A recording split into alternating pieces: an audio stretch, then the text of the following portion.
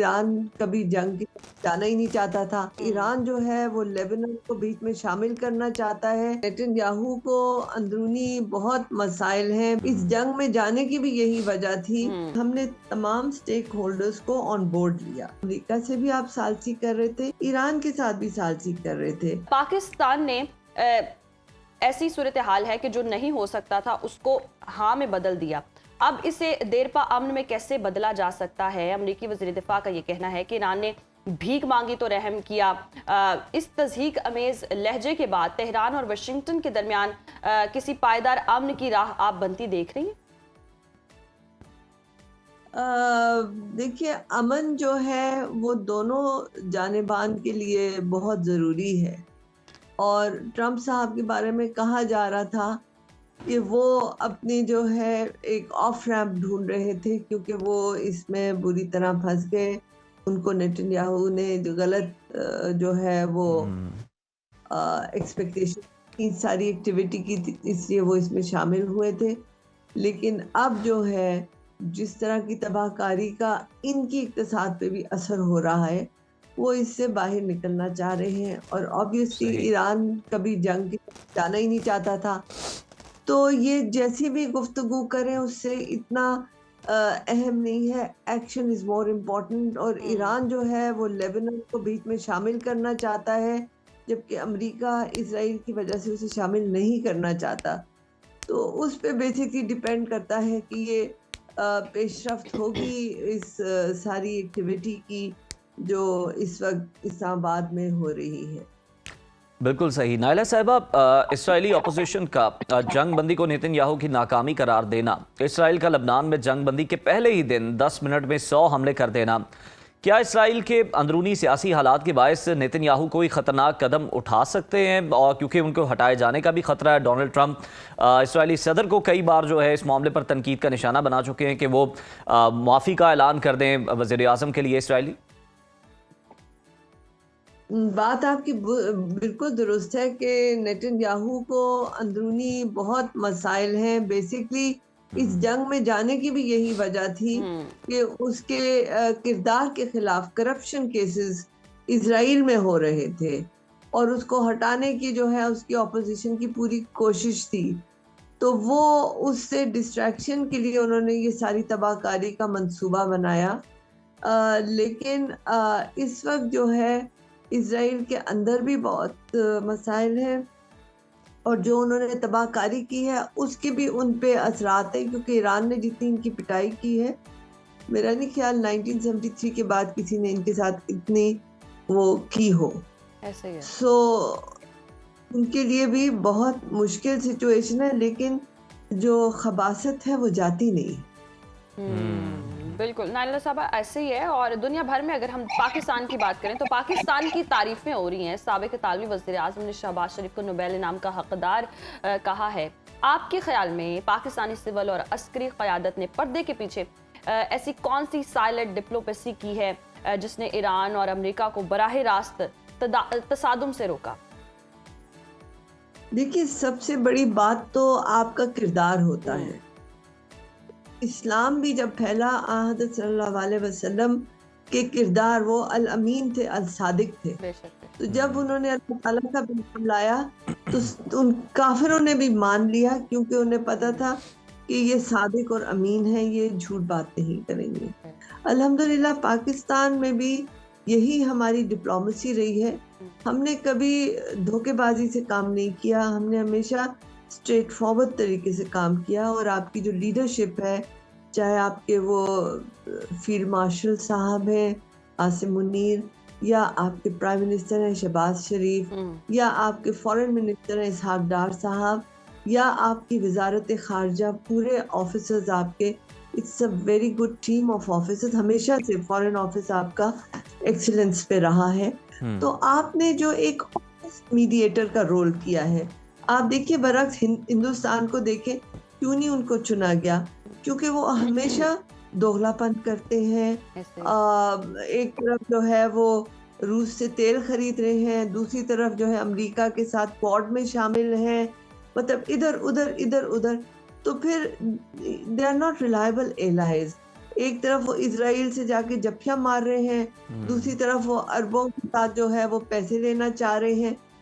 तो वो पॉलिसी जो है ना वो चलती नहीं है, कुछ देर चलती है, शायद उनको मुफाद होते हो, लेकिन लॉन्ग टर्म आपकी इज्जत, आपका वकार, आपकी क्रेडिबिलिटी पे उसका असर पड़ता है। ये बताइएगा, आपसे ये जानना चाहेंगे कि ये जो अब टॉक्स होने जा रही हैं, इस्लामाबाद अकॉर्ड भी हो सकता है, तो इन तमाम तर सूरत हाल में हमने देखा कि खलीजी ममालिक का भी इस जंग के दौरान बहुत ज़्यादा नुकसान हुआ है, तो क्या वो भी कोई अहम किरदार आपको अदा करते हुए नज़र आ रहे हैं ये ममालिक? देखिए, पाकिस्तान की जो सिफारतकारी की कामयाबी है उसकी एक ये भी वजह है कि हमने तमाम स्टेक होल्डर्स को ऑन बोर्ड लिया।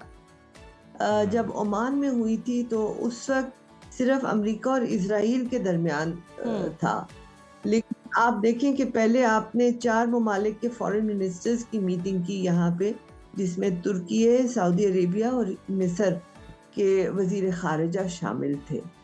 उसके साथ पहले ब्रेनस्टॉर्मिंग की, फिर आपके वजीर खारजा जो कि आपके डिप्टी प्राइम मिनिस्टर भी हैं, इसहाक डार साहब, डिस्पाइट के वो गिरे थे और उनको चोट थी और उनकी हालत सही नहीं थी, तो उनका जज्बा जो मुल्क की खिदमत का, कि वो चीन गए और चीन के साथ जो यहाँ की गुफ्तगू हुई थी वो शेयर की, और फिर वहाँ से जब आए तो 5 नुकाती, एक उन्होंने सीज फायर की जो है कॉन्फ्लिक्ट मैनेजमेंट का एक मंसूबा दिया, प्रपोजल दिया, जो पाकिस्तान और चीन का बाहम था। फिर उसके बाद आपने जो है अमेरिका से भी आप सालसी कर रहे थे, ईरान के साथ भी सालसी कर रहे थे, अरब जितने गल्फ स्टेट्स हैं, सऊदी अरेबिया खासकर, और गल्फ स्टेट्स के साथ भी आपकी जो है पूरे रवाबित थे, और उन सबको ऑन बोर्ड लेके और उनके साथ ये भी दरख्वास्त की कि ज़रा तहम्मुल से काम लें, इस वक्त हालात इतने नाजुक हैं कि अगर वो भी रिएक्ट करते तो बात बहुत आती। तो उनको जो है कर्टेल करना भी आपकी एक बहुत बड़ी कामयाबी है, जो कि इस वक्त गुफ्तगू में नहीं है, लेकिन इसका बड़ा अहम रोल है कि आपने जो है फैसिलिटेट किया अमेरिका और ईरान की गुफ्तगू का, लेकिन उसमें जो बाकी प्लेयर्स थे उनको भी आपने ऑन बोर्ड किया, और उनकी जो शमूलियत बेशक पसे पर्दा थी लेकिन बहुत अहम थी, और उस शमूलियत और उस सपोर्ट की वजह से ये माशाल्लाह इतना बाइज़्ज़त और कामयाब किस्म का एक मंसूबा बना है। लेकिन सबसे बड़ा मसला जो कि हर कोई बात कर रहा है कि जो असली तखरीबकार है वो तो इजराइल है, और वो तो पे आना ही नहीं चाहता। इस वक्त भी देखिए लेबनान पे बमबारी कर रहे जानबूझ के, क्योंकि उन्हें पता है कि ईरान के लिए वो हसासियत है।